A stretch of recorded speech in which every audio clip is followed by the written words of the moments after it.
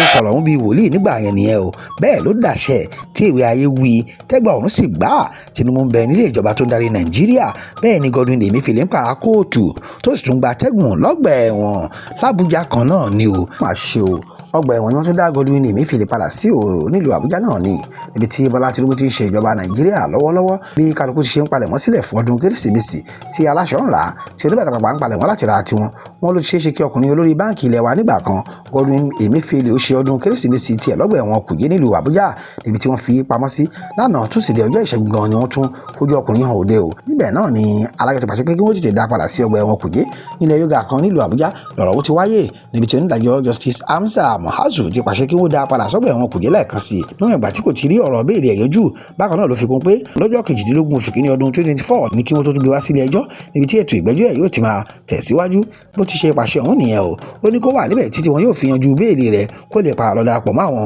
mọ̀lẹ́bí ẹ̀ nílé tẹ́ ò bá gbàgbé lọ́jọ́ 22 oṣù kọkànlá ọdún yìí náà ni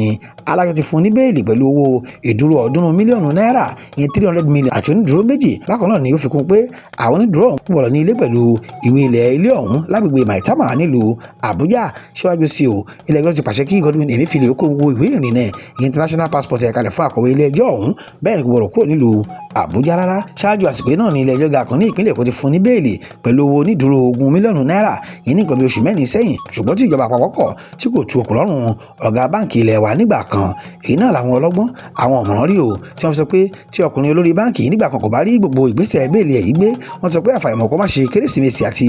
ọdún tuntun lọ́gbà ẹ̀wọ̀n Kùjé tẹ́ ò bá gbàgbé alágbára ńlá kan ní ọkùnrin nígbà kan o ní nǹkan bí oṣù mẹ́wàá sẹ́yìn nígbà tí wọ́n ṣe pàṣípàrọ̀ owó Nàìjíríà tí owó náírà di ọ̀wọ́n gógó láàrin ìlú níbi tí ọmọ Nàìjíríà ti fi náírà ra náírà tí nǹkan sì lè kó bí ojú ẹja lásìkò ìgbà yẹn náà ni ètò ìdìbò fẹ́ wáyé bẹ́ẹ̀ ni Aṣọ́bí Àkànbí ọmọ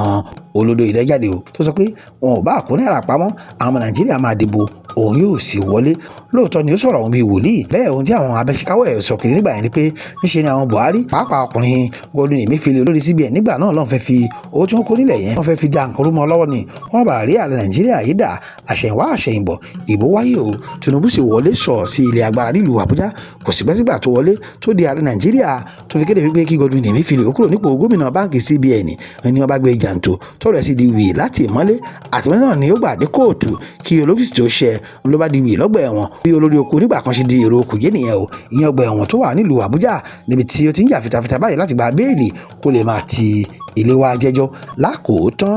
Àkànbí ń ṣèjọba lọ nílùú Àbújá bẹ́ẹ̀ ni Emefiele pàpà ń pààrọ̀ kóòtù tó sì ń gba atẹ́gùn tútù lọ́gbà ẹ̀wọ̀n nílùú Àbújá níbi tí Bọ́lá Tinubu ti ń darí Nàìjíríà lọ́wọ́lọ́wọ́. Alore TV Alore TV nílé nílé òkúni ẹ máa wò ó ètò tó kọ́ni lọ́gbọ́n ètò tó kọ́ni lóye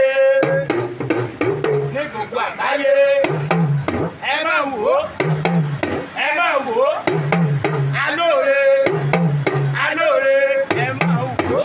ẹ máa wò ó ẹ máa wò ó Alore ẹ máa wò ó ẹ máa wò ó lórí lọ́gbà ó kọ́ni lóye ẹ máa wò ó ẹ máa wò ó ẹ máa wò ó ọmọdé àgbàlagbà àgbàlagbà ẹ máa wò ó.